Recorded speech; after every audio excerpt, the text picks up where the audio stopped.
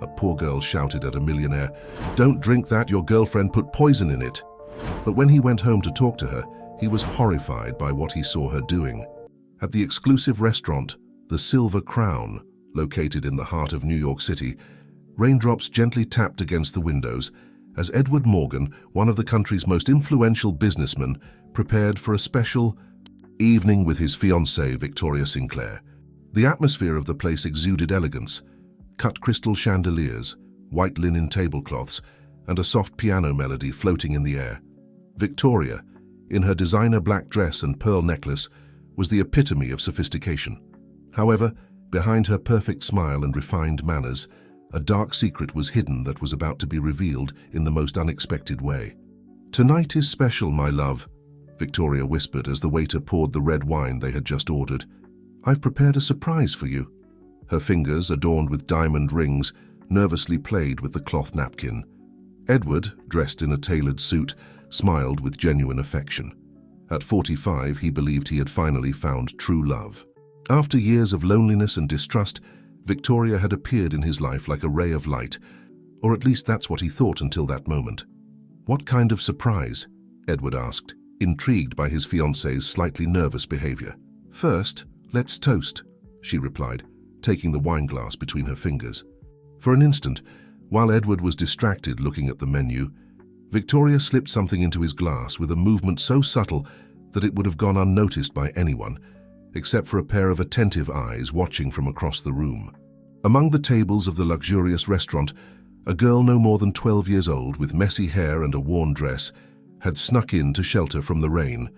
The waiters, busy with distinguished clients, hadn't noticed her presence in a dark corner. But she had noticed everything. The little girl, who went by the name of Luna, had developed a keen sense of observation after years of living on the streets. She clearly saw when Victoria took something out of her purse and poured it into Edward's glass while he wasn't looking. Luna's heart began to beat hard. She knew she had to do something. "Now, my love, to our future together," Victoria said, raising her glass and waiting for Edward to do the same. Edward took his glass, bringing it to his lips, when suddenly, "Don't drink that! Your girlfriend put something in your glass." Luna's shrill cry cut through the elegant dining room like lightning, freezing time and space. The silence that followed was deafening. All conversations ceased. Cutlery hung suspended in the air, and dozens of eyes turned to the table where Edward and Victoria were seated. The crystal glass trembled in Edward's hand as he slowly moved it away from his lips, looking alternately at Victoria and the small intruder. What does this mean?" Edward asked, his voice barely a whisper. Victoria paled for an instant, but quickly regained her composure. "How absurd! How can they allow a vagrant to come in here and ruin customers' dinners?" "Security!" she exclaimed, trying to divert attention. But Edward couldn't take his eyes off the glass. With a deliberate movement, he placed it on the table and stared intently at Victoria. In his eyes, decades of business experience had taught him to recognize when someone was lying, and at that moment, Victoria's face was an open book.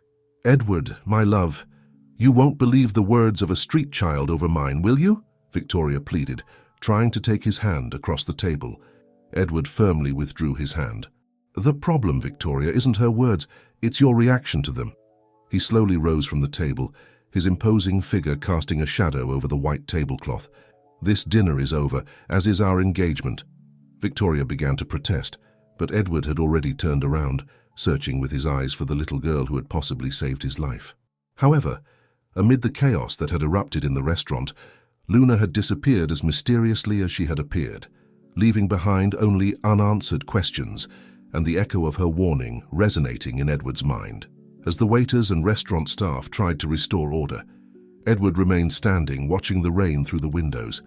Who was that girl? Why had she risked warning him? And more importantly, what would have happened if she hadn't been there that night? The days following the incident at the Silver Crown became a haze of questions for Edward Morgan. Sitting in his office on the top floor of a skyscraper in Manhattan with a panoramic view of the city, he couldn't concentrate on the documents in front of him. His mind kept returning to the image of that mysterious girl who had appeared out of nowhere to warn him.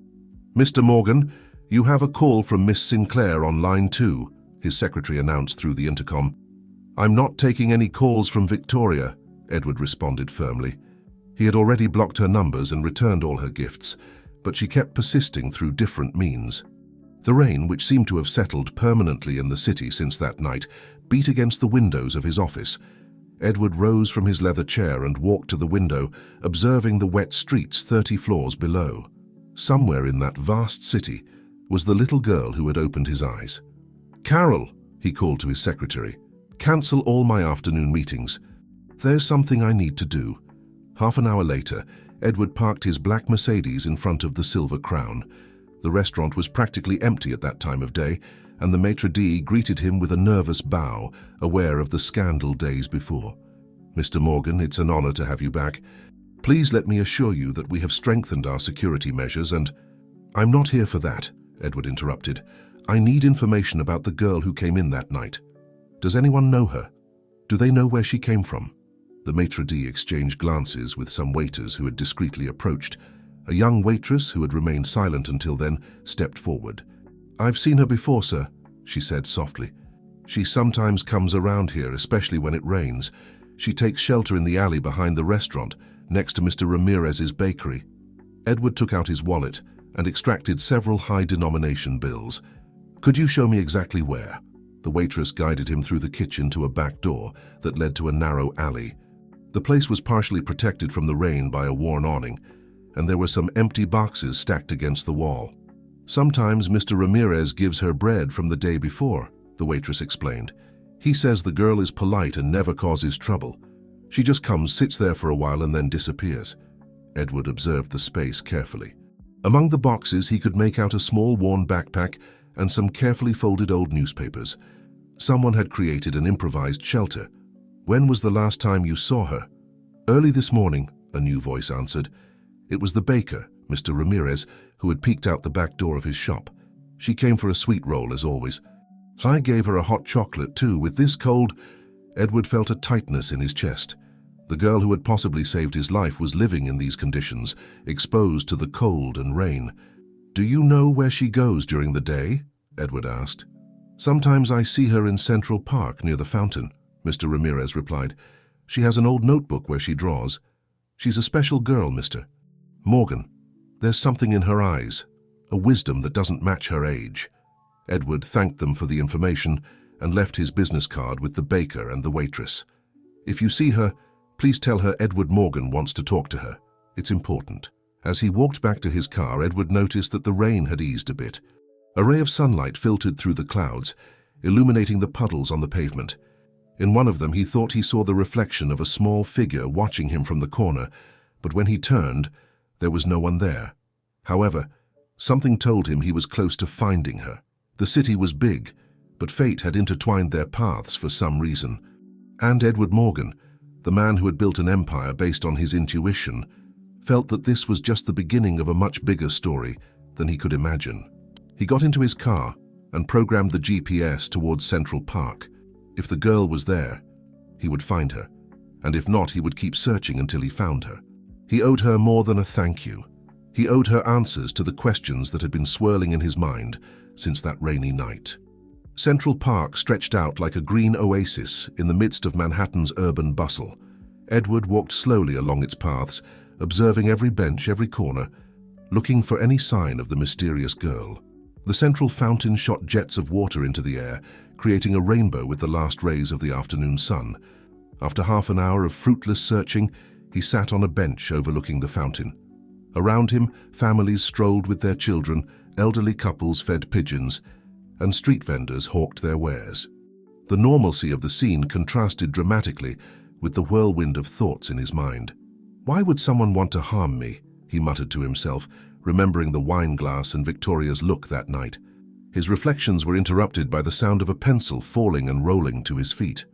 As he bent to pick it up, he noticed it was a worn pencil, chewed on one end with small marks from childish fingers. When he looked up, there she was. The girl was watching him from a few meters away, with a mixture of caution and curiosity in her large brown eyes. She wore the same worn dress from that night in the restaurant, but now Edward could see her more clearly. Her long black hair was pulled back in a messy braid, and her shoes, though clean, were visibly worn. "Is this yours?" Edward asked softly. extending the pencil towards her. The girl nodded but didn't move from her spot. Her eyes studied Edward's every movement, like a small wild animal assessing whether to trust or flee. "My name is Edward," he continued, maintaining a calm tone. "I've been looking for you. I wanted to thank you for what you did at the restaurant." "It was nothing," she replied in a low voice, taking a small step forward. "I just did what was right. What's your name?" "Luna," she answered after a brief pause, "like the moon that shines at night." Edward noticed that, despite her situation, there was a natural dignity in her way of speaking and behaving. "Luna, would you like to sit down? I promise to stay exactly where I am." The girl considered the offer for a moment before approaching with cautious steps. She sat at the opposite end of the bench, maintaining a prudent distance. "How did you know about the glass?" Edward asked, handing her the pencil. Luna took the pencil and carefully stored it in a worn notebook she carried with her. "I saw her. When you were looking at the menu, she took something out of her purse. I had seen it before. Bad people doing things like that." A chill ran down Edward's spine. "Bad people? Have you seen things like this before?" Luna nodded slowly, her eyes lost in the fountain in front of them. "On the streets, you see everything, Mr. Edward. Some are good, like Mr. Ramirez, who gives me bread, or Mrs. Carmen from the laundromat, who lets me sleep in her doorway when it rains really hard. Others—" Her voice trailed off, leaving the sentence unfinished. "Luna, where is your family?" Edward asked gently. The girl hugged her notebook to her chest. "I don't have one, or maybe I do, but I don't know them. I grew up in St. Mary's orphanage until—" She stopped abruptly, as if she had said more than she intended. Edward felt his heart shrink. "How long have you been living on the street?" 2 years, 3 months, and 12 days, she replied with a precision that surprised Edward. "But I'm okay, I know how to take care of myself." "No one should be alone," Edward said, more to himself than to her. "Luna, would you let me help you?" The girl looked at him with a mixture of hope and distrust. "Why would you want to help me? You're rich, important. Rich people don't help without wanting something in return." "You helped me without asking for anything in return," Edward replied with a soft smile. "Why did you do it?" Luna seemed to reflect on the question. "Because it was the right thing to do," she finally repeated. "And because—" She hesitated a moment before continuing. "Because you have kind eyes, like the ones I imagine my dad would have." Luna's words hit Edward with unexpected force. In his 45 years of life, no one had been as sincere and direct with him as this little street girl. A distant thunder announced the proximity of another storm. The families in the park began to pack up their things, preparing for the impending rain. "It's going to rain," said Luna, getting up from the bench. "I should go." "Wait." Edward also stood up. "At least let me take you to a safe place, please." Luna looked at the sky, then at Edward, and finally at her worn notebook. The first raindrops began to fall, forming dark circles on the park's pavement. The rain intensified as Edward's black Mercedes navigated the city streets. Luna remained silent in the back seat, her small figure reflected in the tinted windows. Edward observed her through the rearview mirror, noticing how her eyes scanned every detail of the luxurious car interior with amazement. "Where are we going?" Luna finally asked, not letting go of her notebook. "I know a place where you can be safe," Edward replied. "It's a hotel near here. You can rest, take a hot bath, and eat something." "I don't need charity," Luna murmured, though her stomach betrayed her with an audible growl. Edward smiled softly. "It's not charity, Luna. It's gratitude. You saved me from something terrible, remember?" The car stopped in front of the Ritz-Carlton, one of the most exclusive hotels in the area. Luna looked at the imposing facade with apprehension. "I can't go in there," she said, looking at her worn dress. "I don't belong in this place." "We all belong where we're treated with respect," Edward replied firmly. "Besides, I own part of this hotel. No one will look at you badly, I promise." At the reception, the staff hurried to attend to them, though Edward noticed the curious glances they directed at Luna. With a mixture of authority and discretion, he requested an executive suite and ordered a complete selection from the children's menu to be sent up. "Isabel," he called to the hotel manager, a middle-aged woman with a kind expression. "Could you please get some suitable clothes for the young lady? And personal care items as well." Once in the suite, Luna stood in the middle of the living room, as if afraid to touch anything. Her eyes scanned the luxurious curtains, elegant furniture, and the panoramic view of the city. "You can sit down," Edward encouraged her. "This is a safe place." Luna sat cautiously on the edge of an armchair. "Why are you doing this, Mr. Edward?" "The truth." Edward sat across from her, maintaining a respectful distance. "Because you made me remember something important, Luna. That in this world, selfless kindness still exists. You didn't know me, but you risked your safety to warn me. That means a lot to me." A soft knock on the door announced Isabel's arrival with several bags of clothes and personal items. Shortly after, the cart with dinner arrived. "There's a full bathroom in the bedroom," Edward explained. "You can take a hot shower and change. Isabel will help you if you need anything. I'll be back early tomorrow if you'll allow me." Luna looked at the food, the new clothes, and then at Edward. Her eyes filled with unshed tears. "How do I know I can trust you?" "You don't," Edward replied honestly. "Just as I didn't know if I could trust you that night at the restaurant. Sometimes, Luna, trust is a leap of faith." The girl nodded slowly, understanding. "Do you promise you'll come back tomorrow?" "I give you my word," Edward responded, taking a card from his wallet. "This is my personal number. You can call me anytime if you need anything. Isabel will also be looking after you all night." As Edward headed for the door, Luna called out to him, "Mr. Edward, thank you, and be careful. Your ex-girlfriend, Miss Victoria. I saw her in the park today before you arrived. She was asking people about you." Edward stopped in his tracks. "Victoria was in the park? What else did you see, Luna?" "She was talking to a man who didn't seem very nice. She looked angry, very angry." Luna hugged her notebook tighter. "That's why I hid when you arrived. I didn't want her to see me." Edward felt a chill run down his spine.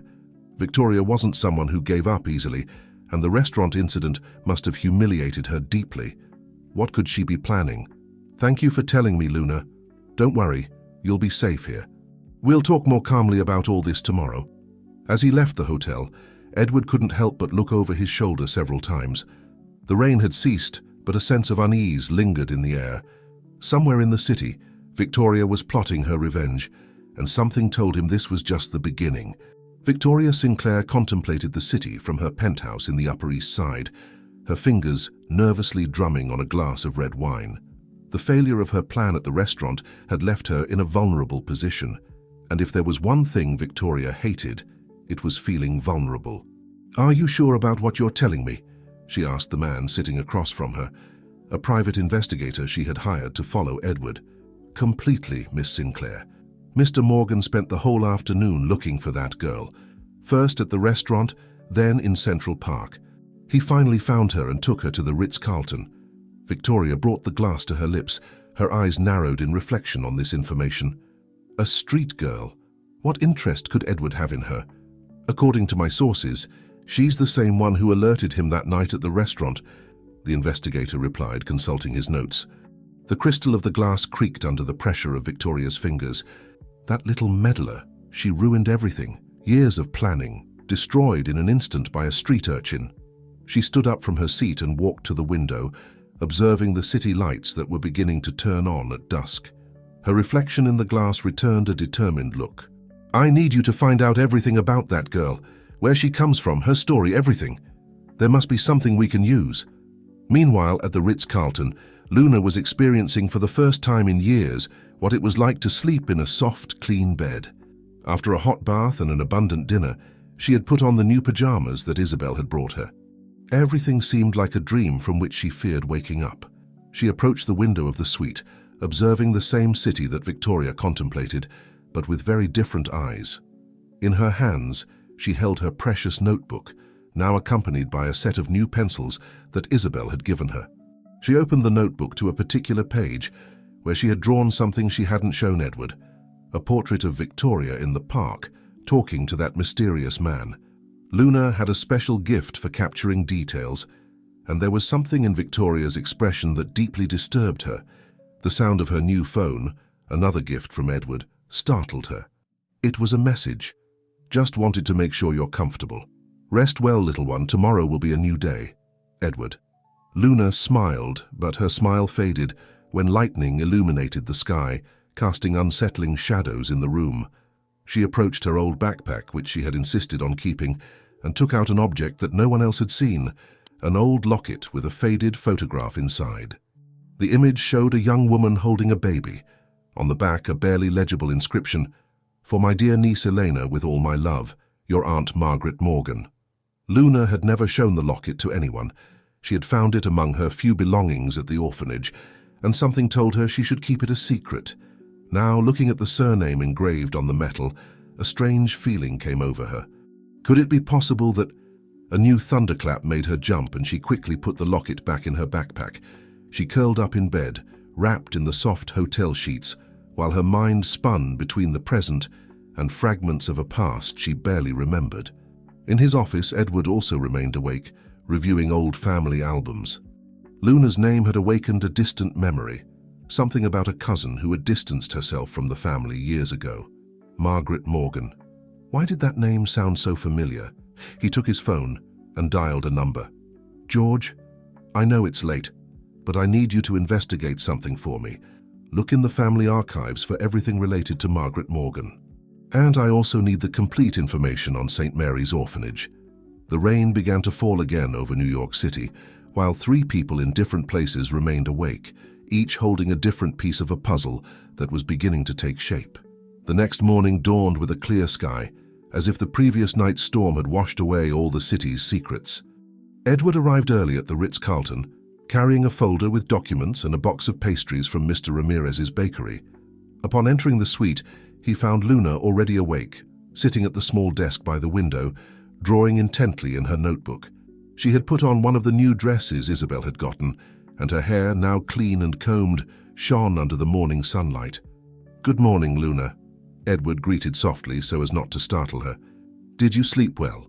Luna looked up from her drawing and smiled timidly. "Better than ever, Mr. Edward.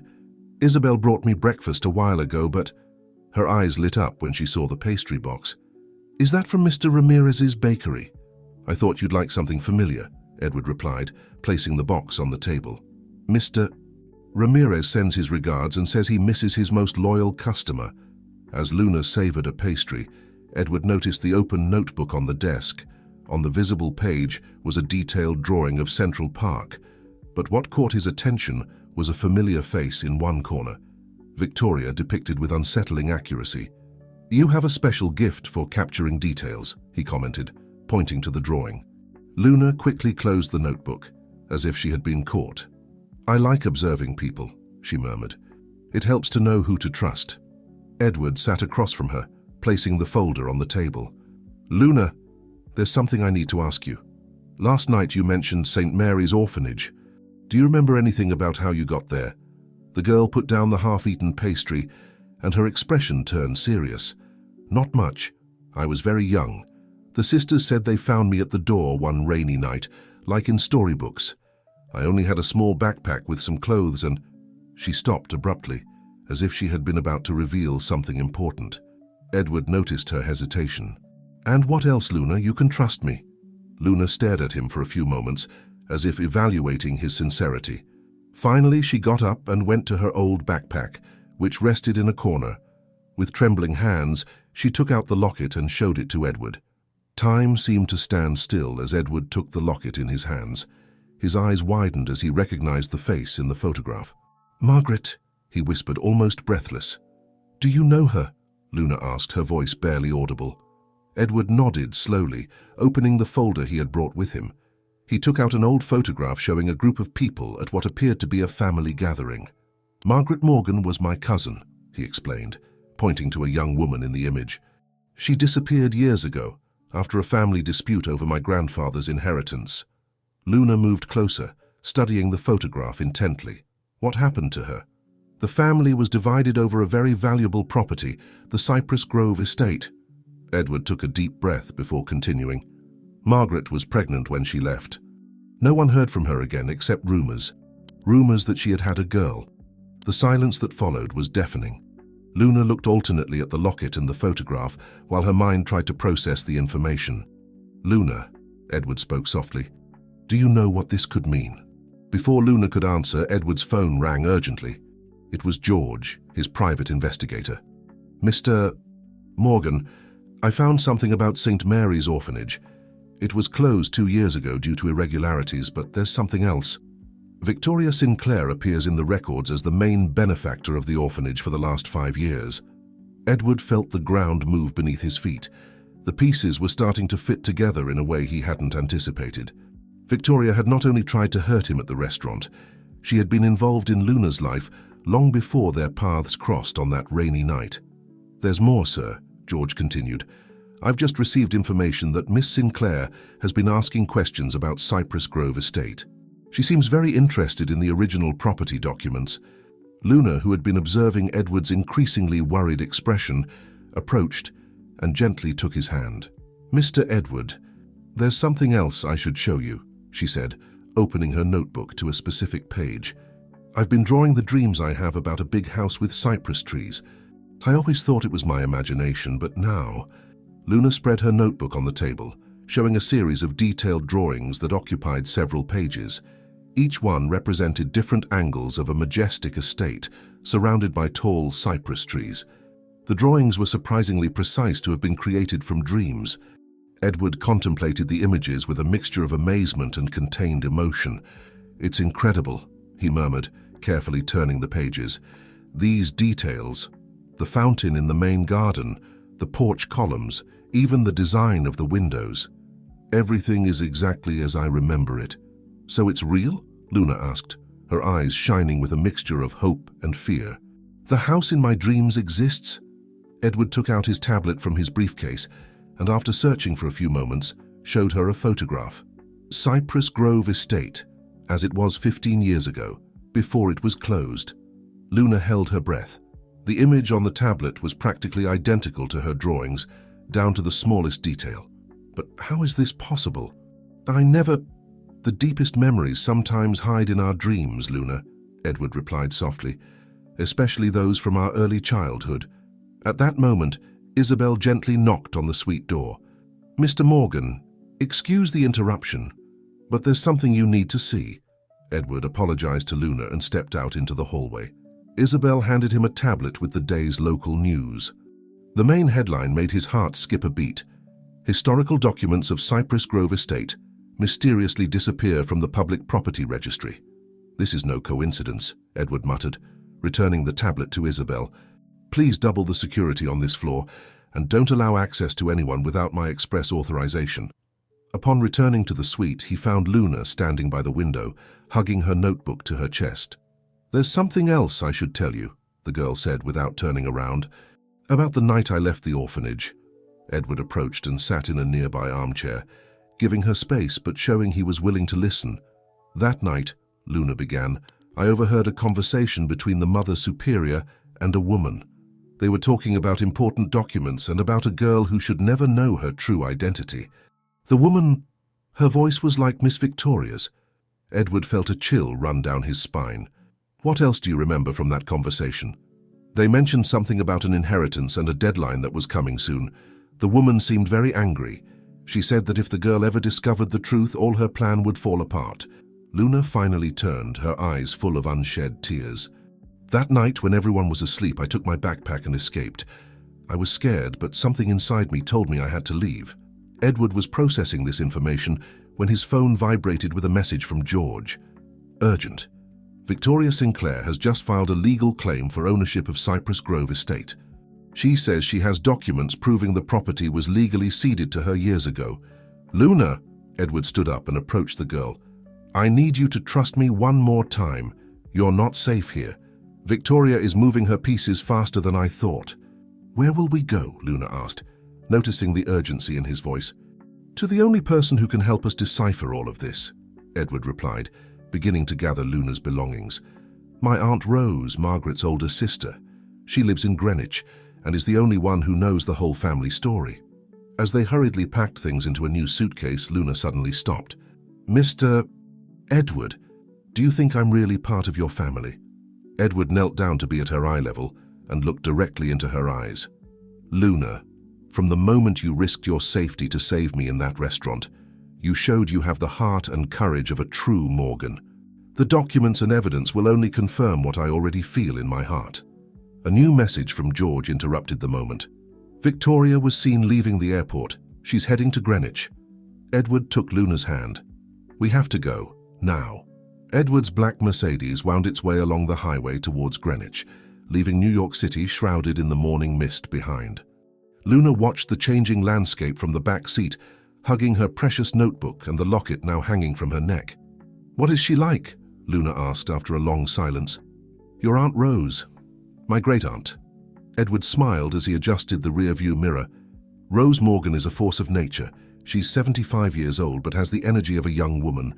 She lives in a house full of family photographs and memories, and she has a prodigious memory. She never forgets a face or a story. Do you think she'll remember me?" Luna's voice trembled slightly. "Luna, if you are who we think you are, Rose has never forgotten you. She's been looking for you for years."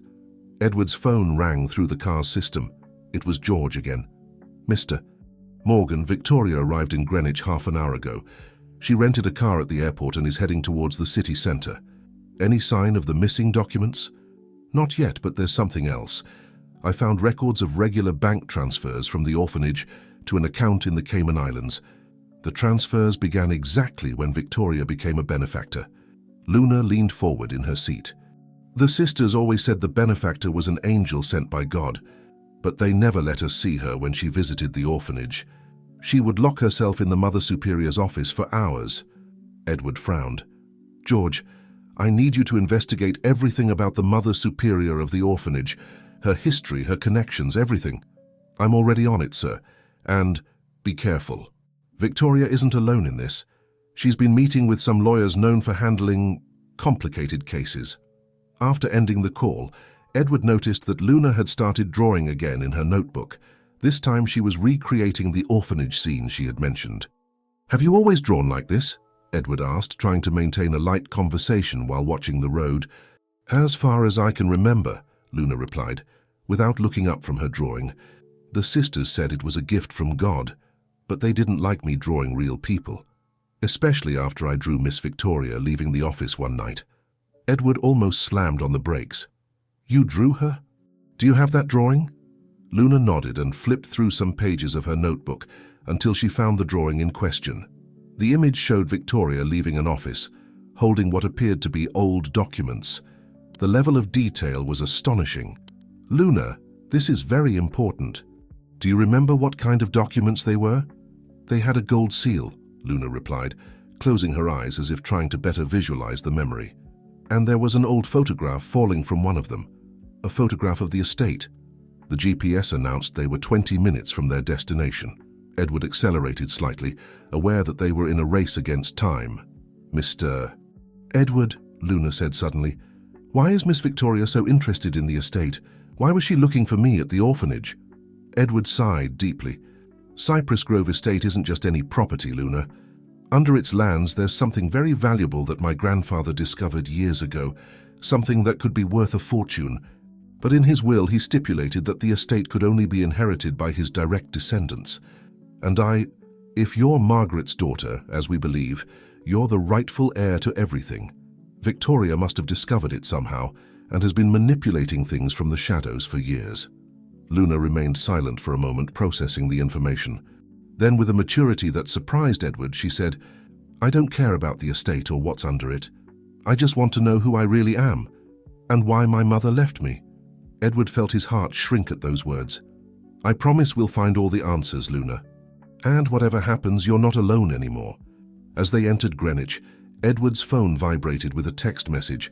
Victoria just arrived at Mrs. Rose's house. Edward gripped the steering wheel tightly. The race for the truth had begun, and they couldn't afford to lose. Rose Morgan's house was an elegant colonial mansion in the heart of Greenwich, surrounded by a lush garden that seemed straight out of a fairy tale.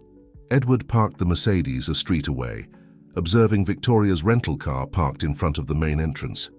"Luna," Edward turned to the back seat, "I need you to be very brave.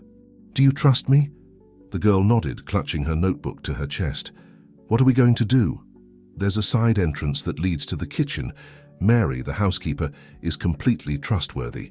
She'll help us get in without Victoria seeing us." As they walked discreetly down the side alley, they could hear voices coming from the main living room. Victoria's voice sounded tense, almost threatening. "Mrs. Rose, be reasonable. These documents prove that the estate legally belongs to me. I just need your signature as the last living heir of the family." The response came in the form of a soft but firm laugh.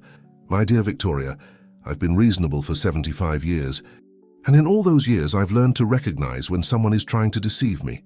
Edward and Luna reached the kitchen door, where Mary was already waiting for them. The older woman stifled a gasp when she saw Luna, bringing her hands to her mouth. "Holy Virgin," she whispered. "She's identical to Margaret when she was a little girl." "Mary," Edward interrupted in a low voice, "where's my aunt?" "In the main living room with that woman. But Mr. Edward, there's something you should know. Your aunt was expecting you. She told me this morning that today would be a special day, that the family would be complete again." Luna looked at Edward with questioning eyes, but he was focused on the sounds coming from the living room. "The documents are fake, Victoria." Rose's voice sounded increasingly firm. "Just like your supposed love for my nephew Edward." "Fake? I have witnesses, notaries who will confirm their authenticity. Do you really want to take this to court, Mrs. Rose? At your age? Are you threatening me, dear? How adorable. But you forget something fundamental about the Morgans. We don't scare easily." Edward signaled Luna to wait in the kitchen with Mary, but the girl shook her head. "No," she whispered. "I need to face this too."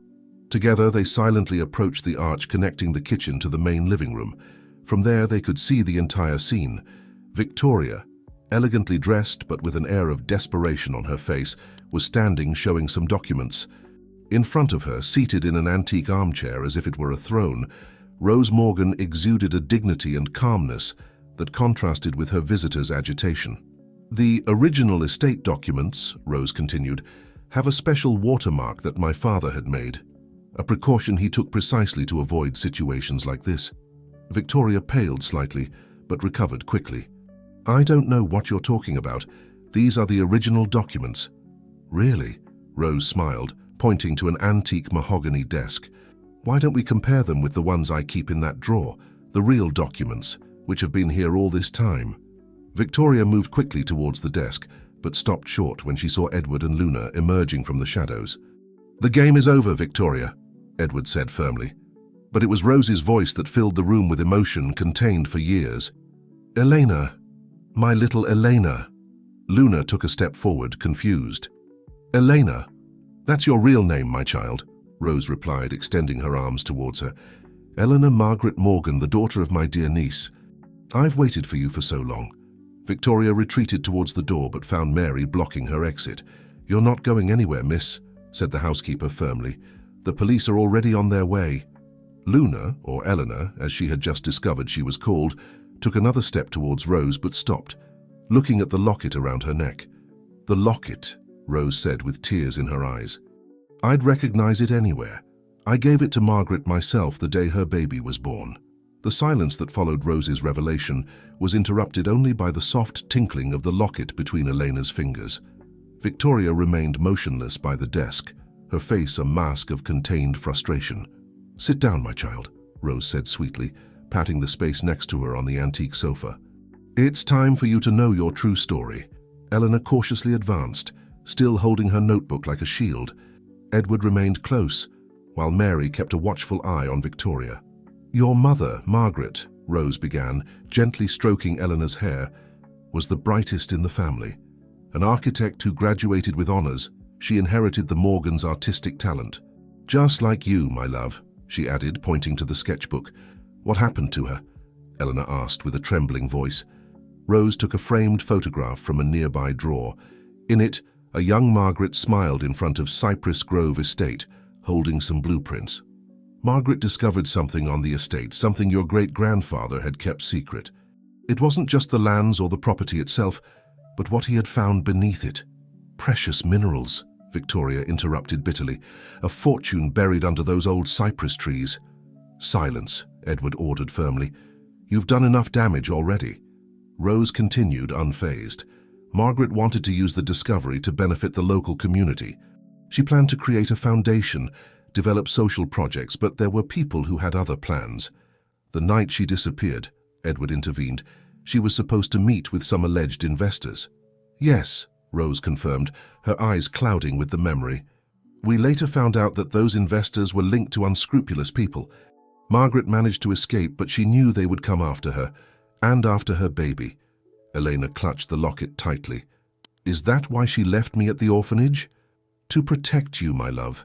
She left you with the people she trusted most, the Sisters of St. Mary's.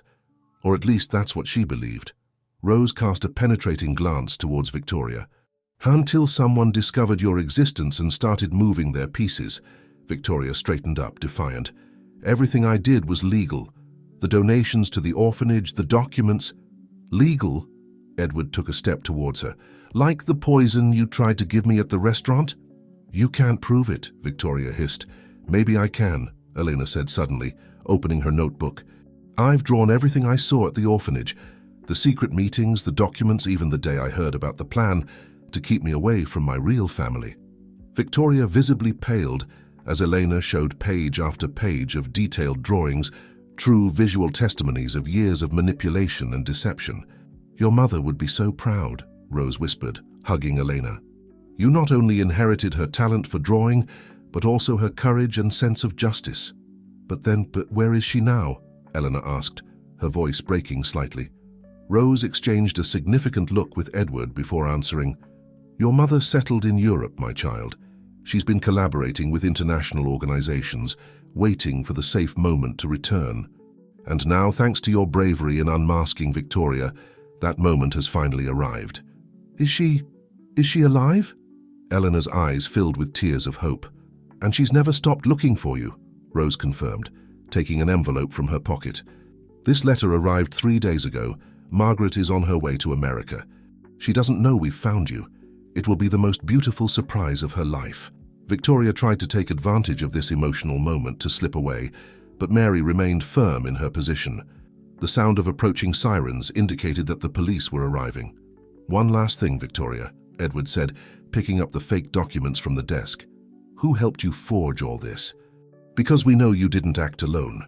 Before Victoria could answer, Eleanor spoke. The man from the park, the one who appears in my drawings. I've seen him before, at the orphanage, talking to the Mother Superior. Edward took the notebook and studied the drawing carefully. His expression darkened as he recognized the individual. Of course, now it all makes sense. It's James Ruiz, Edward pronounced gravely, studying the drawing. The family's former lawyer who mysteriously resigned after Margaret's disappearance. Victoria, upon hearing the name, completely lost her composure. You know nothing. Nothing. On the contrary, Rose intervened, rising with dignity from her seat. We know everything, Victoria. Even what you don't know.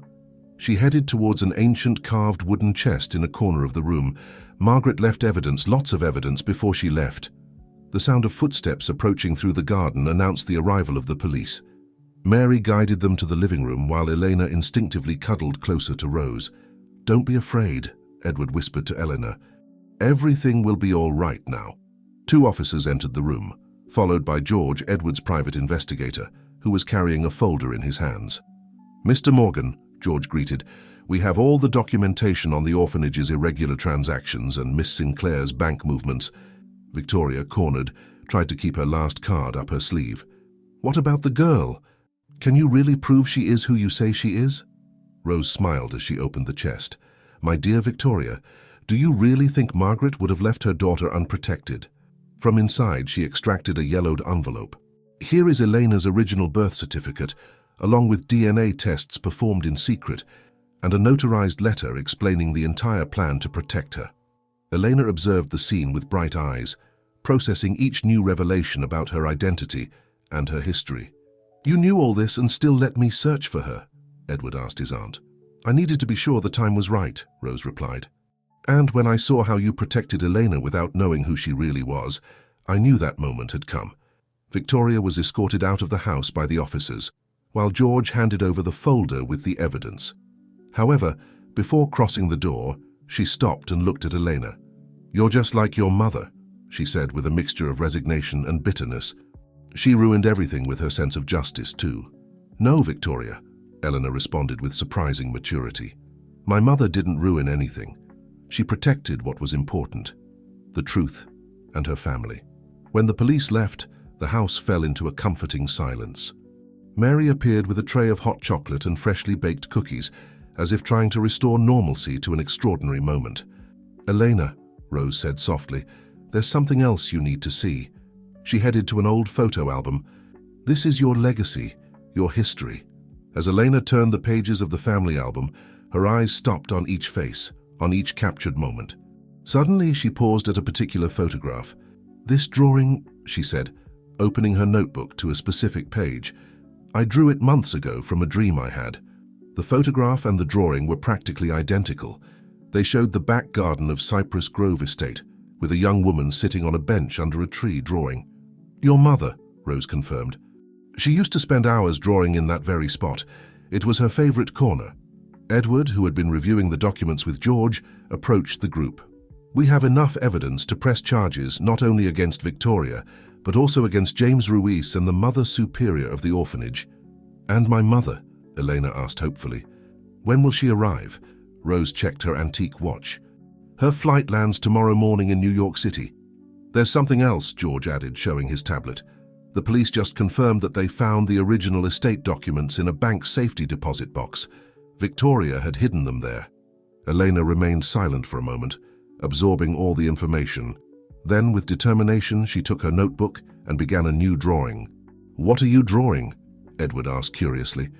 The future, Elena replied with a small smile. A portrait of our entire family, complete at last. Night had fallen over Greenwich, enveloping Rose's house in an atmosphere of sweet anticipation.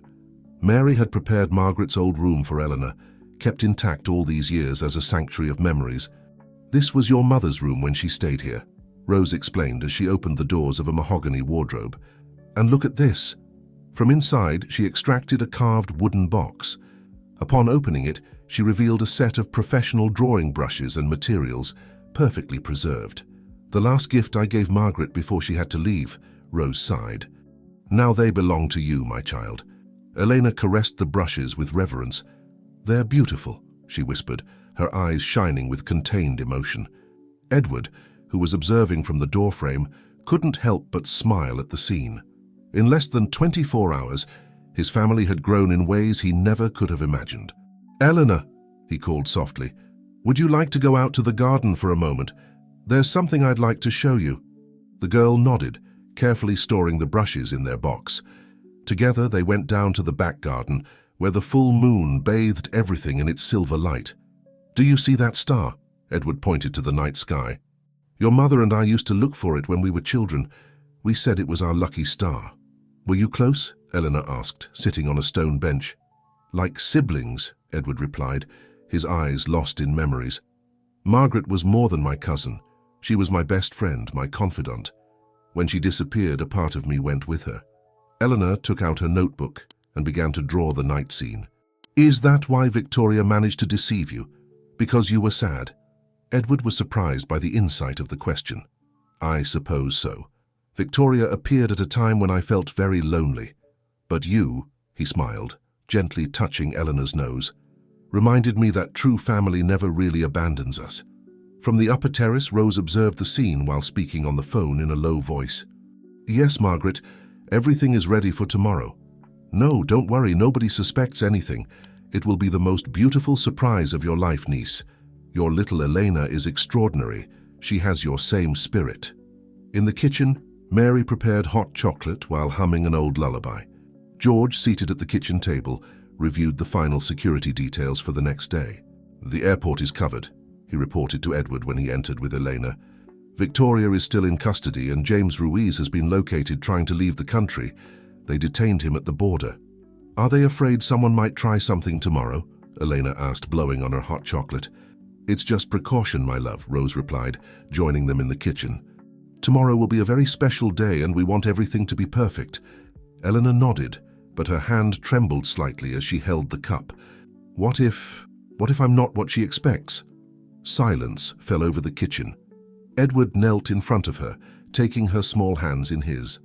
Elena Margaret Morgan, he said firmly, you are more than anyone could expect. You are brave, intelligent, and have a huge heart. Your mother will be more than proud. Besides, Rose added with a mischievous smile, who else could have drawn their whole story without even knowing it? That, my child, is the true Morgan spirit. Elena finally smiled, taking out her notebook once more. On its pages, a new drawing began to take shape.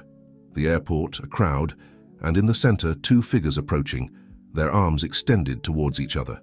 "Is this how you imagine the moment?" Edward asked softly. "No," Eleanor replied, adding more details to the drawing. "This is how I dreamed it last night, and my dream, lately they're coming true." The morning dawned with a clear sky over New York City. John F. Kennedy International Airport bustled with activity, but for Elena, time seemed to move in slow motion. Dressed in one of her new dresses, a perfectly woven braid by Mary, and the locket shining on her chest, she waited alongside Edward in the VIP lounge. "The flight just landed," George announced, checking his phone. 20 minutes maximum." Elena clutched her notebook tighter. Rose, seated beside her, took her hand gently. "Breathe, my child," she whispered. "Everything will be fine. What if she doesn't recognize me?" Elena's voice trembled slightly. Edward smiled tenderly. "Elena, you're identical to her at your age. Besides," he added, pointing to the locket, "you carry the most important proof with you." The minutes passed with excruciating slowness. Elena had opened her notebook and was drawing frenetically, as she always did when she was nervous. Suddenly she stopped abruptly, her pencil suspended in the air. "She's here," she whispered before anyone else could notice. And indeed, coming through the international arrivals gates, appeared a woman who looked like an adult version of Eleanor. Margaret Morgan walked with a firm step, though her eyes revealed the contained emotion of someone returning home after a long exile. Time seemed to stand still. Margaret stopped halfway, her eyes meeting Eleanor's. The locket shone under the airport lights like a sign of destiny. "Elena," the name escaped Margaret's lips like a prayer. Elena stood up slowly, her notebook falling to the floor, scattering drawings everywhere. One of them, the one she had just made, showed exactly this scene. Mother and daughter, separated by a few meters, about to reunite after so long. Margaret took a step forward, then another, her eyes never leaving her daughter's. "My little one, my love." And then, as if an invisible force pushed them, they both ran towards each other. The embrace that followed contained years of absence, of dreams, of hope. "Mom," Eleanor sobbed, burying her face in Margaret's embrace. "My life, my treasure." Margaret held her as if she feared she would disappear. "Forgive me, please forgive me for leaving you." "I knew you would come," Eleanor replied through tears. "I drew it, I dreamed it." Margaret separated slightly to look at her daughter's face, memorizing every detail. Her eyes stopped on the locket. "You kept it," she whispered in amazement. "It was the only thing I had of you," Elena responded. "That and the dreams and the drawings." Margaret looked at the drawings scattered on the floor. Edward and Rose, discreetly, had begun to pick them up. Seeing the images, Margaret's eyes filled with new tears. "The estate, the garden, even the bench where I used to draw." Her voice broke. "How? It's a gift," Rose explained, approaching to embrace her niece. "Like yours. The Morgans have always had a special connection with art and memories." "And with justice," Edward added, joining the group. "Your daughter not only inherited your talent, Margaret, she also inherited your courage." Margaret looked questioningly at her cousin, and Elena proceeded to tell her about Victoria, the restaurant, and how she had recognized the danger that night.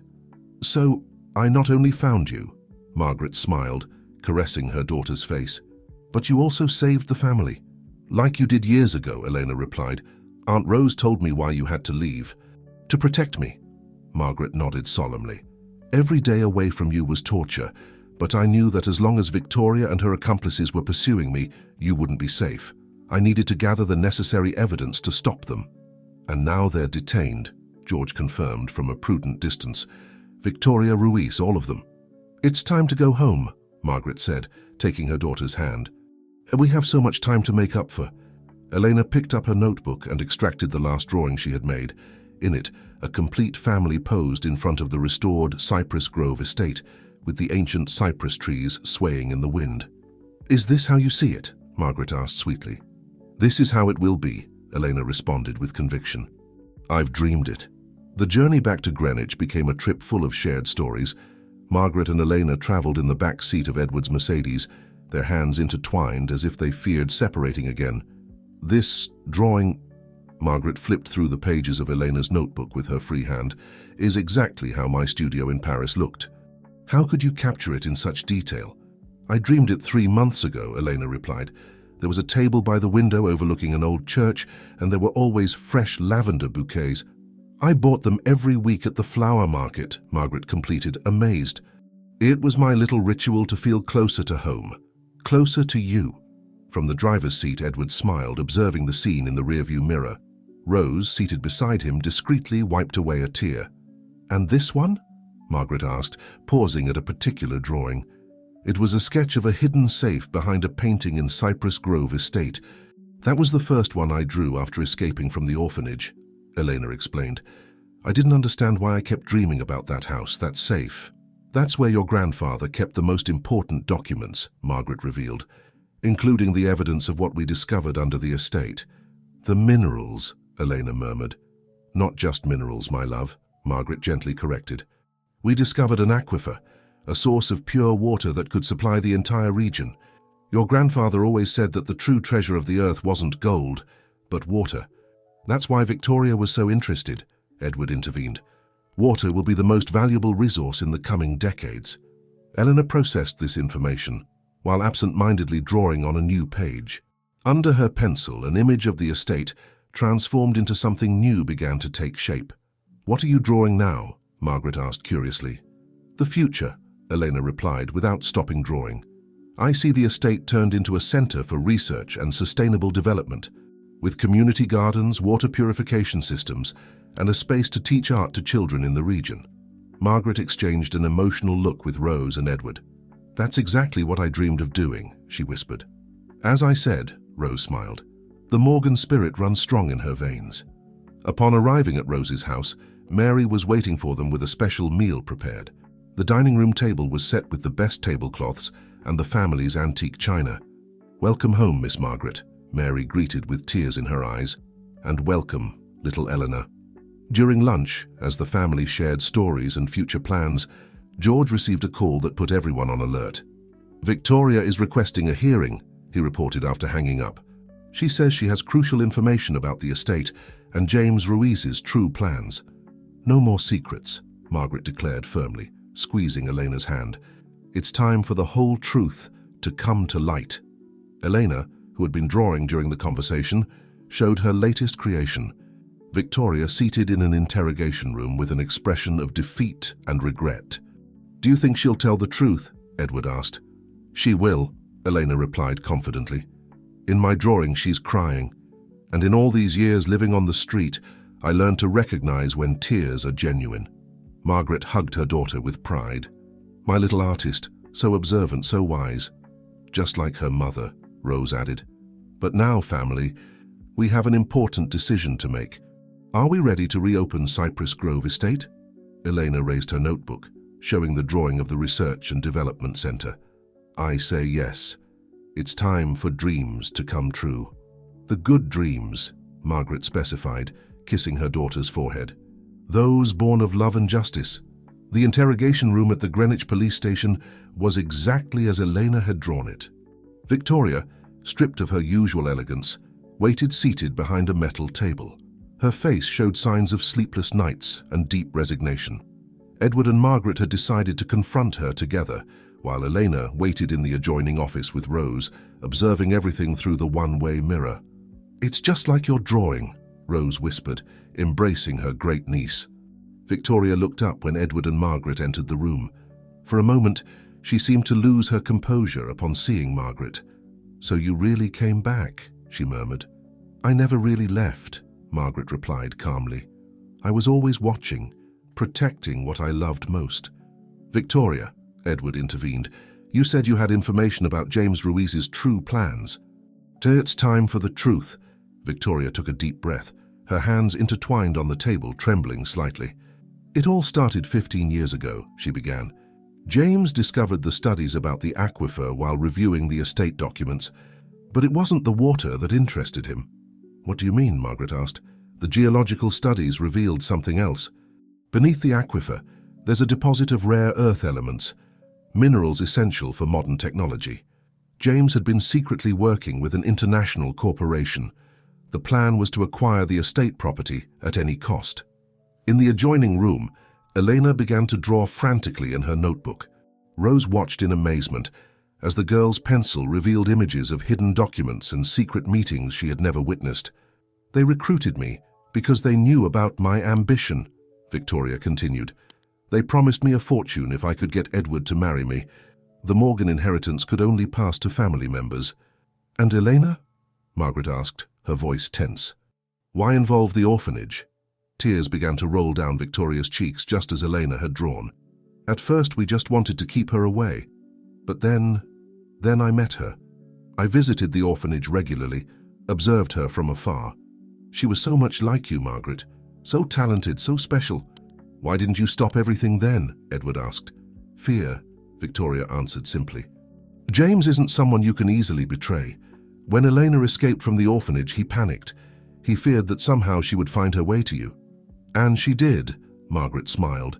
"Fate has a peculiar way of correcting injustices." Victoria nodded, wiping away her tears. "The night at the restaurant, when I saw her there warning Edward, I knew it was all over. But I was already too involved, too committed. At that moment, George rushed into the observation room. "We have James," he announced. "International police intercepted him in Panama. And they found something else. A USB drive with all the documents of the plan, including bank transfers and communications with the international corporation." Elena lifted her notebook, showing a new drawing. A handcuffed man, descending from a plane, with a USB drive falling from his pocket. "Did you draw it before it happened?" Rose asked, amazed. "No," Elena replied with a small smile. "I'm drawing it as it happens. It's different this time. They're no longer dreams of the past, but visions of the present." In the interrogation room, Victoria had completely broken down. "I'm sorry," she sobbed. "I'm so sorry. Elena is an extraordinary child. I spent years watching her at the orphanage, seeing how she drew things she couldn't have seen, places she couldn't have known. I should have known it was a sign." Margaret stood up from her chair. "Sincere repentance is the first step towards redemption, Victoria. But there's something I need to know. What happened to the Mother Superior?" "She didn't know the whole truth," Victoria answered. "We told her Elena was in danger and that we needed to protect her. We paid her to keep the secret, but she really believed she was helping." Eleanor, who had been listening attentively, began a new drawing. Cypress Grove Estate restored, with a group of orphanage children playing in the gardens. "Sometimes," she said softly, "forgiveness can build something more beautiful than revenge." A month after Victoria's confession, the Morgan family was gathered in the garden of Rose's house. The fresh morning air brought with it the scent of newly opened flowers, while Elena worked on a new drawing, seated on her mother's favorite bench. "The architects arrived at the estate this morning," Edward announced, checking his tablet. "The restoration project can begin next week." Margaret, who was seated next to her daughter watching her draw, smiled. "Did you show them the plans we designed?" "Yes, and they were impressed," Edward replied. "Especially with the modifications Elena suggested for the educational center area." Elena looked up from her drawing. "Are they really going to build the glass greenhouse, like I drew it?" "Exactly as you drew it, my love," Margaret confirmed, stroking her daughter's hair. "It will be a space where children can learn about sustainable agriculture and water care." Rose joined them, bringing a tray with fresh lemonade. "Victoria called this morning," she announced in a neutral tone. Everyone tensed slightly, but Eleanor continued drawing calmly. "She's been fully cooperating with the authorities," Rose continued. "Thanks to her testimony, they've been able to trace all of James Ruiz's connections with the international corporation." "What will happen to her?" Eleanor asked without stopping drawing. "The judge will consider her cooperation and repentance," Edward replied. "She'll probably face a reduced sentence with community service." Eleanor nodded, giving the final touches to her drawing. When she turned it to show everyone, an astonished silence fell over the group. The drawing showed Victoria, dressed simply, teaching art to a group of children in what appeared to be the new educational center of the estate. "Elena," Margaret began, but her daughter gently interrupted her. "Everyone deserves a second chance, Mom. You taught me that when you left me at the orphanage to protect me. It wasn't abandonment, it was an act of love." Margaret hugged her daughter tightly, holding back tears. "How did you become so wise, my little one?" "The street teaches many things," Eleanor replied, "but mainly, it teaches you to see people's hearts. Victoria did bad things, but her heart isn't bad, she was just lost." George arrived at that moment, bringing more news. The Mother Superior has agreed to collaborate on the new project. She says she wants to make up for her mistakes by helping to establish the educational program on the estate. Excellent, Rose smiled. Her experience will be valuable. Elena began a new drawing, her strokes sure and determined. As she worked, she shared an idea that had been maturing in her mind. What if the center isn't just for children from the region? What if we also invite children from the orphanage?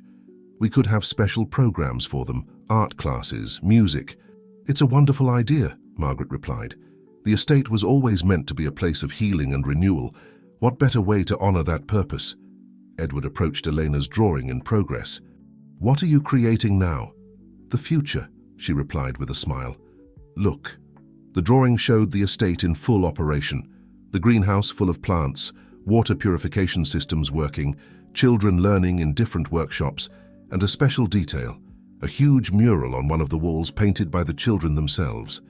And this, she pointed to a corner of the drawing where a group of people was gathered, is our family, all of us, including those who lost their way but are finding their way back. Margaret exchanged a significant look with Edward and Rose. Are you thinking the same thing I am?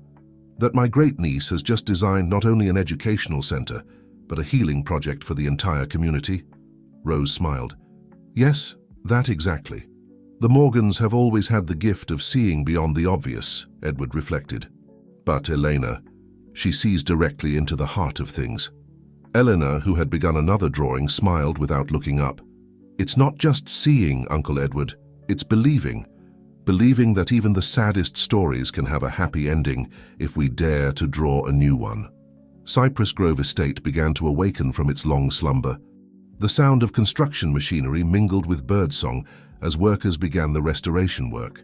Elena, seated under one of the ancient cypress trees, captured every moment of the transformation in her notebook. Are you sure you want to do this? Margaret asked, approaching her daughter with 2 cups of hot chocolate. The morning was cool, and the steam emanating from the cups danced in the air. Completely sure, Mom, Eleanor replied, accepting her cup. Victoria needs to know that we forgive her. In the distance, a car approached on the gravel path. Edward and 2 officers were escorting Victoria, who had received special permission to visit the estate and contribute to the restoration project. Victoria looked different. Her elegant designer clothes had been replaced by jeans and a simple blouse. Her face, free of makeup, showed a vulnerability she had never before allowed others to see. Good morning, she greeted timidly, her eyes avoiding direct contact with Margaret and Elena. Good morning, Victoria, Elena responded, standing up and offering her open notebook. I want to show you something. Victoria took the notebook with trembling hands. On its pages, Eleanor had drawn a series of scenes. Victoria teaching art to children, helping in the greenhouse, genuinely smiling while sharing with others. This is... Victoria couldn't contain her tears. Is this how you see me? This is how you can be, Eleanor replied softly. If you choose it. Margaret approached, placing a hand on her daughter's shoulder. Elena has a special gift, Victoria, not just for seeing the future, but for seeing the best in people, even when they can't see it themselves. I don't deserve it, Victoria whispered. After everything I did. Forgiveness isn't something you deserve, Edward intervened. It's a gift that's given freely, and an opportunity that should be seized. Victoria looked around, observing the estate she had once coveted. Now she saw it with different eyes, not as a source of wealth, but as a place of healing and hope. The architects need help with the design of the artistic area, Eleanor commented casually. Someone who understands aesthetics and beauty. Victoria looked at her, surprised. Are you suggesting that You were the best interior designer in the city, Edward pointed out. That talent can be used for something positive now. At that moment, a group of children from the local orphanage, who had been invited to visit the estate, ran by near them, laughing and playing. One of them stopped when he saw Elena's notebook. Are you the girl who draws the future? He asked with bright eyes. The sisters told us about you. Elena smiled and tore out a clean page from her notebook, offering it to the boy along with a pencil. Would you like to draw your own future? The boy nodded enthusiastically and sat on the ground, beginning to draw. Soon other children joined, forming an impromptu circle of young artists. Victoria observed the scene with a mixture of amazement and emotion. I used to love art, you know, before money and ambition ruined everything. It's never too late to start over, Margaret said. The estate has always been a place of second chances.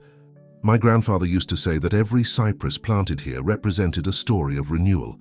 Elena had begun a new drawing, the estate fully restored, with the cypress trees taller and more lush than ever, and a new garden full of flowers of all colors. The water from the aquifer, she explained, won't just serve the community, it will also make everything bloom again. Like the people who come here, with a little care and love they can flourish once more. Victoria knelt beside the children, observing their drawings with genuine interest. For the first time in years, she felt a peace that no material wealth could have provided her. "Will you teach me?" she asked Eleanor. "Not just to draw, but to see the world as you see it." Eleanor shared a knowing look with her mother before responding, "Only if you promise to help me make all these drawings come true." A month had passed since work began at Cypress Grove Estate. The old building was regaining its splendor under the morning sun, while new modern structures integrated harmoniously with the original architecture. Victoria, wearing a safety helmet and holding blueprints in her hands, supervised the installation of the greenhouse windows. "The glass must be at exactly this angle," she explained to the workers, pointing to the designs. Elena drew it this way so that natural light illuminates the plants for most of the day. From her spot under the oldest cypress, Elena smiled as she drew the scene. Margaret, seated beside her reviewing documents, observed in amazement the transformation not only of the estate, but of the people involved in the project. "Who would have thought Victoria would end up being one of the most committed to the restoration?" Margaret commented. "I imagined it," Elena replied without stopping drawing. "Or rather, I saw it. People are like these lands, Mom. Sometimes they just need the opportunity to bloom." At that moment, a group of children from the orphanage arrived for their weekly art class. The Mother Superior, who now actively collaborated with the project, guided them towards the temporary workshop area. "Eleanor, Eleanor," the children called out enthusiastically. "Will you show us more drawing tricks today?" Elena closed her notebook and stood up. "Even better," she replied with a smile. "Today we'll have a special teacher." She looked towards where Victoria was supervising the works. "Victoria, are you ready for your first class?" Victoria seemed momentarily nervous but nodded and approached the group. "I've been practicing with the designs you showed me," she said to Elena as she took out her own sketchbook. The children settled in a circle as Victoria, with growing confidence, began to explain the basic principles of perspective and light. Elena sat among them like just another student, though occasionally exchanging knowing glances with Victoria when she incorporated some of the techniques they had been practicing together. Edward, arriving for a meeting with the hydraulic project engineers, stopped to observe the scene. Rose, who came with him, smiled with satisfaction. "The estate's true treasure," Rose murmured, "was never the water or the minerals. It was this, the ability to transform lives." "Elena knew it from the beginning," Edward replied. "That's why her drawings always showed something more than restored buildings." The art class developed with enthusiasm. Victoria had lost her initial nervousness and now gestured animatedly as she explained how to capture the texture of the cypress trees on paper. The children listened attentively, captivated by her newly discovered passion for teaching.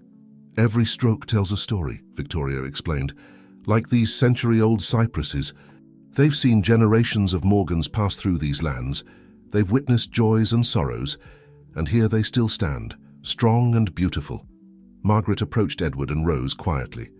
"You know, when I was a child, my father used to say that the cypresses were the estate's guardians. Now I understand he wasn't just referring to the trees." Eleanor had begun a new drawing. In it, the greenhouse appeared finished, brimming with life. But the most striking thing was how she had captured the light. Not only the light entering through the glass, but the light that seemed to emanate from the people working and learning inside. "The guardians are all of us," Elena said, showing her drawing. "Every person who comes here with an open heart to change, willing to learn and teach." Victoria approached to see the drawing, and her eyes moistened upon seeing herself represented in it, surrounded by children, with an expression of peace she had until recently believed impossible to achieve. "Thank you," she whispered to Elena, "for seeing in me what I couldn't see myself." "Don't thank me yet," Eleanor replied with a mischievous smile. "Wait until you see the drawings I have planned for the next phase of the project. We'll need many more art classes." Victoria's laughter blended with that of the children. floating in the air like a promise of better days to come. The cypresses swayed gently in the breeze, as if nodding in silent approval. The news arrived on a sunny morning, as Elena and Victoria prepared materials for the day's art class. George appeared at the estate with a folder of official documents under his arm. "The judge has made a decision," he announced, handing the papers to Edward. "Considering Victoria's cooperation and her work on the project, they've significantly reduced her sentence. She'll be able to continue her work here at the estate under supervision." Victoria, who had been holding her breath, let out a sob of relief. Eleanor immediately hugged her, accidentally staining her blouse with paint from her hands. "I told you," Eleanor whispered. "My drawing showed it like this." Margaret, who had been observing from the estate's porch, approached the group. "Victoria, there's something else we want to discuss with you." Edward nodded, taking out another set of documents from his briefcase. "We've been talking with the Foundation's Board of Directors. We want you to officially join the team as Director of the Art and Design Program." Victoria looked around, confused. "But after everything I did..." "Second chances aren't just pretty words here," Rose intervened, who had just arrived. "They're the very heart of this place." At that moment, a bus stopped in front of the estate. It was the first official visit of children from the local school system, part of the new educational program. Elena ran to her favorite spot under the cypress and opened her notebook, ready to capture the moment. The children got off in orderly groups, their eyes bright with excitement at seeing the glass greenhouse and emerging gardens. The Mother Superior, who now coordinated the educational visits, guided them with a serene smile. "Welcome to Cypress Grove Estate," Victoria began, her voice finding a new confidence. "Here we'll learn that art isn't just on paper or canvas, but in the way we see and care for the world around us." Elena drew quickly, her sure strokes capturing not just the physical scene, but the energy and emotion of the moment. In her drawing, the lines of light passing through the greenhouse seemed to connect all the people present, creating an invisible network of hope and renewal. "Look at this," one of the visiting children pointed out, noticing the first sprouts in the community garden. "The plants are growing." "Like us," Elena replied, without looking up from her drawing. "We're all growing here." Margaret approached her daughter and observed the drawing in progress. In it, Victoria appeared surrounded by an aura of light as she guided the children, her hands gesturing passionately as she explained something about shapes in nature. "It's amazing," Margaret murmured, "how your drawings capture not just what you see, but what people can become." "It's a gift," Elena replied, adding more details, "like the water under the estate. It just needs to find its way to the surface to give life." Edward joined them, bringing more news. "The water analysis laboratory is almost finished. Soon we'll be able to start studies for the community distribution project." "And the research center?" Elena asked, though her pencil was already drawing the answer. "The universities are very interested," Edward smiled. "We'll have students and researchers working here sooner than we thought." Victoria, who had finished organizing the groups of children with the Mother Superior, approached the Morgan group timidly. "There's something I want to show you," she said, taking out her own sketchbook. "I've been working on some designs for the community center mural." Eleanor put down her drawing and approached with curiosity. Victoria's sketches showed a surprising evolution. They were no longer just technically perfect designs, but had soul, showing the estate's history and its transformation into a place of healing and hope. "It's beautiful," Eleanor whispered. "You've learned to see with your heart." The great mural of the community center was beginning to take shape under the diligent hands of Victoria and her young apprentices. Elena observed from her usual spot, capturing the transformation process in her notebook. The design, a collaboration between Victoria and the children, showed the estate's history, from the ancient cypresses to the new Sustainable Development Center. "Eleanor, come help us," Victoria called, holding a brush dripping with bright blue paint. "This part needs your magic touch." Elena smiled and approached the mural. It was surprising how Victoria, once so controlling and perfectionist, now found joy in the children's spontaneous creativity. "Look what I found," Margaret announced, entering the room with an old box. "Photos and documents from when grandfather started planting the first cypresses." The children gathered around as Margaret spread the photographs on a nearby table. In one of them, an older man smiled next to a small newly planted tree. "That cypress," Elena pointed out, "is the same one I sit under to draw, isn't it?" That's right, Margaret confirmed. Your great-grandfather used to say that each cypress was a guardian of dreams. And look at this. She took out an old worn notebook. His project diary for the estate. Eleanor took the notebook reverently. The pages were full of sketches and annotations, not unlike her own. He drew the future too, she whispered. The Morgan gift, Rose smiled, who had just entered. Seeing beyond the obvious. Victoria approached the group timidly, her hands stained with paint. There's something I'd like to show you, she said, guiding them to a section of the mural she had been working on in secret. In it she had painted Elena under the ancient cypress, surrounded by children drawing. But the most surprising thing was how she had captured the light. It seemed to emanate from Elena herself, extending to everyone around her. Victoria, Margaret was speechless. It's how she sees all of us, Victoria explained softly, with infinite possibilities, with inner light. I wanted to capture that, to show how a little girl changed so many lives with her way of seeing the world. Elena observed the mural with bright eyes. Something's missing, she finally said, taking a brush. With sure strokes, she added the figure of Victoria, teaching a group of children, her own light blending with that of the others. We're all guardians now, Eleanor explained as she painted. Like the cypresses. Edward entered at that moment, accompanied by George and a group of people no one recognized. Let me introduce you to the UNESCO representatives, he announced. They're interested in including our project in their Sustainable Development Program. The visitors observed in amazement the mural and the activity in the center. One of them stopped in front of Elena and Victoria's work. Extraordinary, he commented. The integration of art with social and environmental development, it's exactly the kind of innovative project we're looking to support. Victoria, who had once pursued recognition and status for the wrong reasons, now blushed at the sincere praise. All the credit goes to Elena, she said. She taught us to see the beauty in transformation. No, Elena corrected, the credit belongs to everyone. Each person here has contributed to making these drawings a reality. The Mother Superior, who had been observing in silence, approached with tears in her eyes. When I think about how all this started, about the mistakes we made, and look now. The estate isn't just restoring water and land, it's restoring souls. Eleanor had begun a new drawing. In it, the mural came to life. Its figures seemed to move and grow, as if the estate itself was breathing and evolving. What do you see in the future now? Margaret asked her daughter. Elena smiled, adding more color to her drawing. I see more stories to tell, more lives to transform. And above all, I see that dreams, when shared, multiply. A week after the UNESCO visit, Cypress Grove Estate was preparing for its first graduation. It wasn't a traditional graduation, it was a celebration of transformation, marking the end of the first cycle of the program and the beginning of something new. The Theatre of Dreams had been decorated with garlands of wildflowers and soft lights. The 30 children, dressed in colorful robes they had designed themselves, waited excitedly for the ceremony to begin. Eleanor, seated in her usual spot under the cypress, was drawing frenetically in her notebook. This time, however, something was different.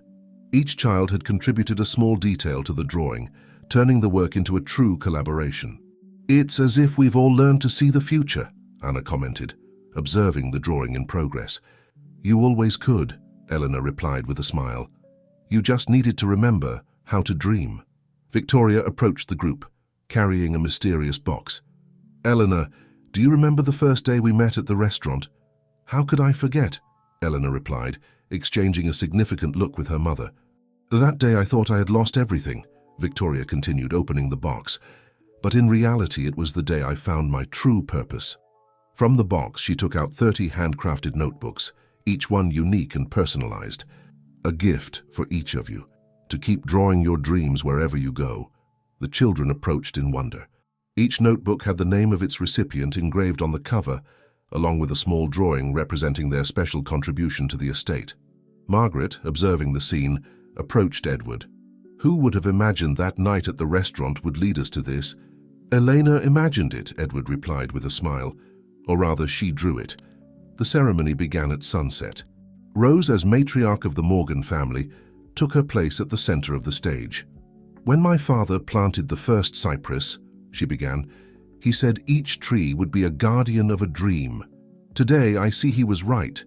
but in a way not even he could have imagined. Each of you is now a guardian of a collective dream. One by one, the children went up on stage. Instead of traditional diplomas, each presented their contribution to the great mural and shared their vision for the future. Miguel showed how his sculpture in the mural had blossomed, with small real plants growing among the clay. Anna presented her water crystals, which now formed a kaleidoscope of colors when light passed through them. When Elena's turn came, she went up on stage with her notebook and opened it to a blank page. "For a long time," she said, "I thought my gift was seeing the future. But now I understand that the real gift is helping others see their own futures. That's why this page is blank. Because we'll all write the next chapter together."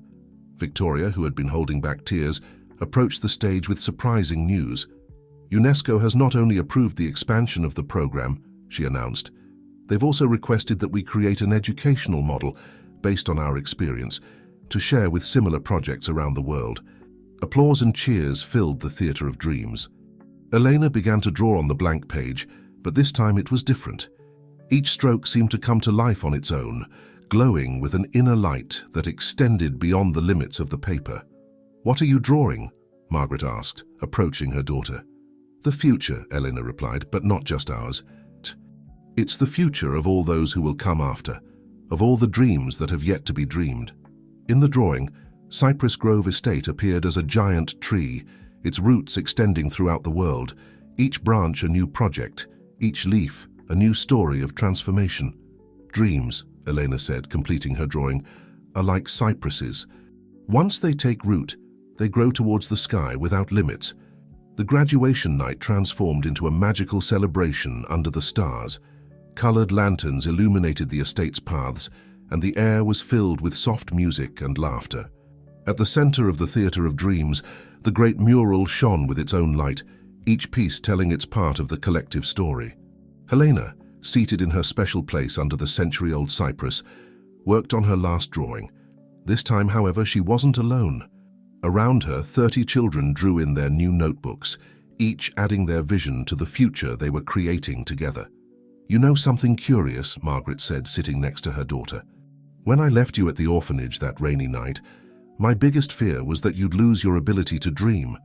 But not only did you keep it, you taught others to dream too."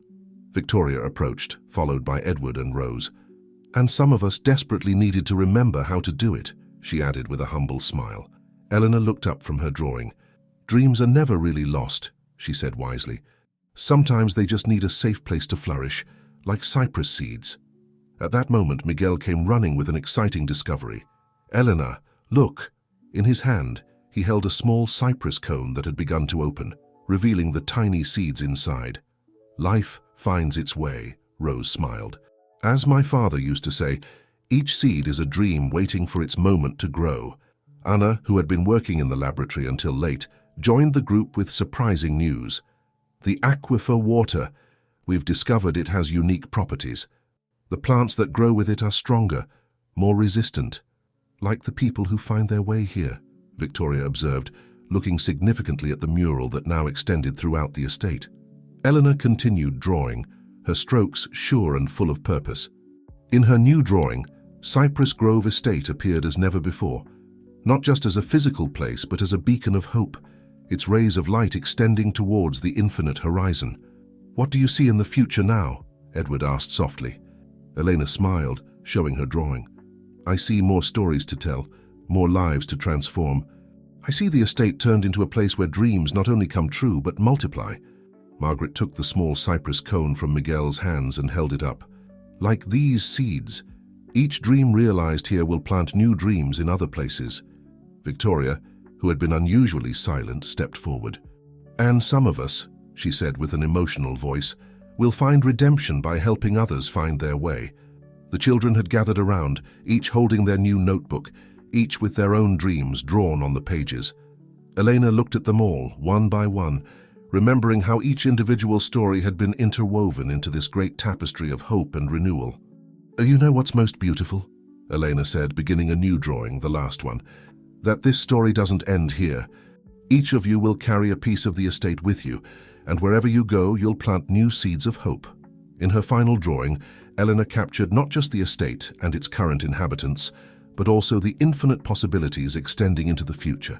New children arriving, new programs flourishing, new dreams taking shape. "The cypresses," Rose said, looking towards the century-old trees that had witnessed everything, "are guardians of time. They've seen the past and will see the future. But their true gift is teaching us to live in the present, to grow towards the light, no matter where we're planted." As the night progressed, the celebration continued under the stars.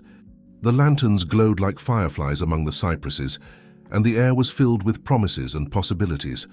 In the theater of dreams, 30 young voices joined to sing a song they had composed together, a melody that spoke of hope, of transformation, and of shared dreams. Helena closed her notebook, but not before adding a final line to her last drawing. A small cypress sprouting from a seed, its roots intertwined with all the stories that had come before, its branches extending towards all the stories that were yet to come. "Because dreams," she whispered as a shooting star crossed the night sky, "are like infinity, without beginning or end, just an eternal cycle of renewal and hope." As the celebration wound down and the last of the lanterns flickered in the night breeze, Elena found herself alone under her favorite cypress tree. The estate was quiet now, save for the soft rustling of leaves and the distant murmur of the aquifer flowing beneath their feet. She opened her notebook one last time, flipping through the pages that chronicled not just her journey, but the transformation of Cypress Grove Estate and everyone connected to it. Each drawing was a testament to the power of dreams, hope, and second chances. "Couldn't sleep." Margaret's soft voice broke through Eleanor's reverie as she approached, wrapping a warm shawl around her daughter's shoulders. Eleanor smiled, leaning into her mother's embrace. "I was just thinking about everything that's happened. It feels like a dream, but—" She gestured to the estate around them. "It's all real." Margaret nodded, her eyes scanning the grounds that had once been a source of conflict, but now stood as a beacon of hope. "Your great-grandfather always said that the estate had a spirit of its own. I think he was right, and you were the one who could hear it best." As if on cue, a gentle breeze rustled through the cypress, carrying with it the scent of new growth and possibility. "Mom," Eleanor said, her voice tinged with a mixture of excitement and uncertainty, "I had a new dream last night. It was different from the others." Margaret listened intently as Elena described her vision. Cypress Grove Estate was no longer just a single location, but had sprouted branches across the country, even reaching to other parts of the world. In each new location, a cypress tree stood tall, surrounded by children learning, creating, and healing. "It's like the estate wants to grow," Elena explained, her pencil flying across a fresh page in her notebook. "Not just here, but everywhere it's needed." As the drawing took shape, Margaret recognized the outline of cities and landscapes far beyond their small corner of the world. "Elena, this is incredible, but it's also a huge undertaking." "I know," Elena nodded, her eyes never leaving the page. "But isn't that what we've been preparing for? Everything we've learned here, everything we've built, it's meant to be shared." Edward and Victoria, having noticed the light under the cypress, joined them, their faces a mix of curiosity and awe as they saw Elena's latest creation. "What do we have here?" Edward asked, his voice hushed with wonder. Eleanor explained her vision, her words painting a picture as vivid as her drawings. As she spoke, a spark of excitement ignited in Victoria's eyes. "The educational model we developed for UNESCO," Victoria breathed. "It could be adapted for each new location. And with the resources from the aquifer, we could fund it," Edward finished, his mind already racing with possibilities. "Create a network of healing centers, each one tailored to its community, but connected by the same principles we've established here." Rose, who had been listening silently from the shadows, stepped forward. "It's exactly what your great-grandfather would have wanted," she said, her voice thick with emotion. "He always said the true purpose of wealth was to nurture dreams and heal wounds." As the first light of dawn began to paint the sky, the group stood together, united by a vision that stretched far beyond the boundaries of Cypress Grove Estate. Elena's drawing, now complete, showed a world interconnected by roots of compassion and branches of hope, each leaf a story of transformation. "So," Elena said, looking at each face in turn, "are we ready for our next adventure?" The response was unanimous, a chorus of yes that seemed to resonate with the very earth beneath their feet. In that moment, As the sun rose over Cypress Grove Estate, casting long shadows from the cypress trees, Elena realized that this wasn't an ending at all. It was a new beginning, a fresh page in a story that would continue to unfold in ways she had only begun to dream. She picked up her pencil once more, ready to sketch the first lines of their next chapter. As she did, she felt the weight of the locket against her chest, a reminder of where she had come from and a guide for where she was going. "Remember," Margaret said softly, placing a hand on Elena's shoulder, "every great journey begins with a single step, or in your case, a single line." Eleanor nodded, her pencil touching paper. And as she began to draw, she knew that whatever challenges lay ahead, they would face them together, their roots strong, their spirits unbreakable, ready to bring hope and healing to a world in need of both. The cypress trees stood tall around them, silent guardians of dreams yet to be dreamed and stories yet to be told. And in the heart of Cypress Grove Estate, a new day dawned, full of promise and possibility.